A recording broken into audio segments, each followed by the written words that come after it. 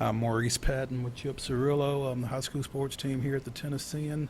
Thanks for joining us here for Game Time as we head into week 1 of the high school football season. We got week 0 under our belts. Saw some interesting stuff and some things to kind of spring us into this week. Big game. Before we get to the big game, want to remind you though, Twitter, Instagram, if you're doing any of that from whatever game you're at this weekend, be sure and give us hashtag TNGameTime. Send us whatever information, whatever pictures, whatever tweets you got going on out there of players, cheerleaders, fans, bands. We want to reflect the Friday night high school football experience here, and get us that information, get us that stuff. We'll get it up, and hopefully everybody will be able to see what everybody across the mid-state is doing through your eyes. Hashtag TNGameTime. Follow us throughout the night wherever you are on Tennessean.com/gametime. We're going to have pregame, halftime, postgame video coverage from various games across the mid-state, and we'll have scoring updates as well. So be sure and follow us, and be sure and send us what you're seeing out there as well. And I know a lot of you will be seeing this game Friday night, Henry County at Beech. I think you're going to be at that one. Is that right? Yeah, and the whole storyline on this story changed. With Jalen Hurd, season-ending injury, arguably the best player in the state, and just kind of stunning news for Beech. He's out, season-ending shoulder injury, and so now Dorian Carter's going to get a lot more carries. We'll see what he can do in a much bigger role, and Van Zandt, his backup, will get more touches, I'm sure, and they get tested right away against Henry County. It's kind of cool that you get the defending 5A champ versus the team that won it the year before, so that's a really great matchup. Yeah, it was a great ball game last year up in Paris. Beech won that game 55-41. Jalen's coming out party had 451 rushing yards, fourth best total in state history for a single game. Kind of unfortunate for him to go down with that shoulder injury and not be able to come back and see if he could reprise that. But as you said, Dorian Carter's going to get more touches. Austin Van Zant's going to get some touches. It'll be interesting to see how Beech bounces back from this injury on the short week after beating Station Camp last week on Sunday. Should be a whale of a ball game. Henry County got out of the box with a 40-21 win in Jackson over Liberty. I think they were down 21-13 at the half.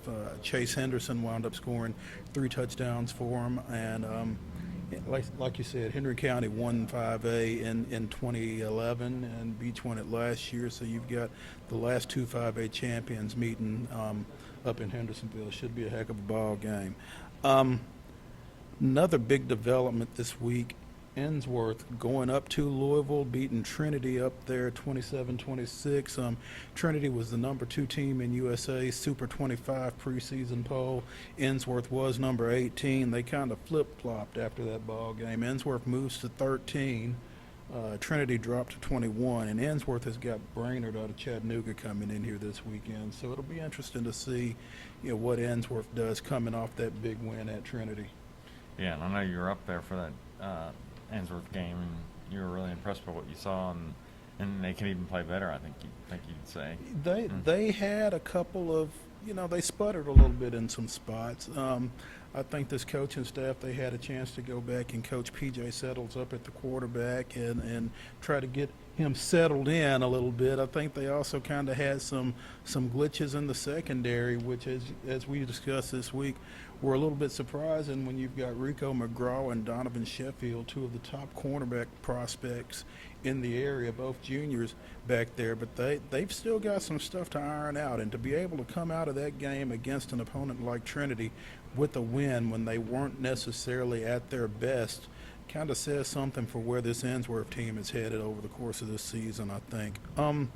Brentwood, speaking of Liberty, Brentwood Academy coming off a big 36-7 win over Memphis University School last week at Vanderbilt, plays Liberty tonight at Brentwood Academy. Not at CPA, not at Vanderbilt. They're actually going to play a game at home this weekend. Yeah, it was sort of another unexpected development, and they're going to be real excited to be on their renovated field. They got that new field turf, and Coach White is saying it looks like a new stadium. They've done, they've really got a brand new track and a bunch of other improvements that they made to, the entranceways and whatnot, and they're really excited. It would look like they wouldn't get to go there till October 11th, but now they're going to get to go tonight, so that'll be fun for them. Yeah, I think it's going to be really important for them to get the opportunity to play on campus. But again, as you said, I don't think they have a home game scheduled for September at all, so to be able to play this game at home against Liberty is going to be big for them.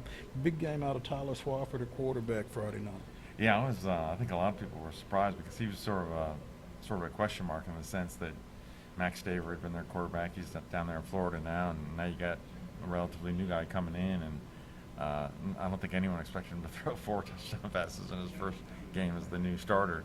So, and 3 of them to C.J. Sanders. So those two made a quick bond there, and if they keep up at that pace, who knows what kind of numbers they're going to put up this year. Exactly.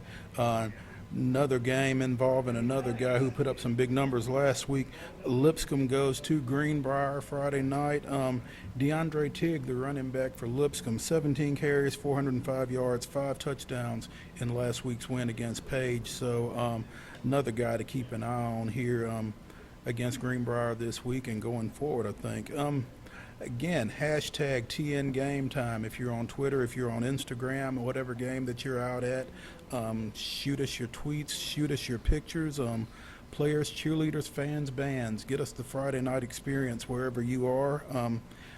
Follow us at Tennessean.com/GameTime. We'll have all sorts of coverage over the course of the games that we're at, including updates and videos. And between you and us, hopefully we'll have some interesting stuff up on our website. So check back with us wherever you're at on Friday night. And Maurice, Patton, Cirillo here. Thanks for joining us here on Game Time.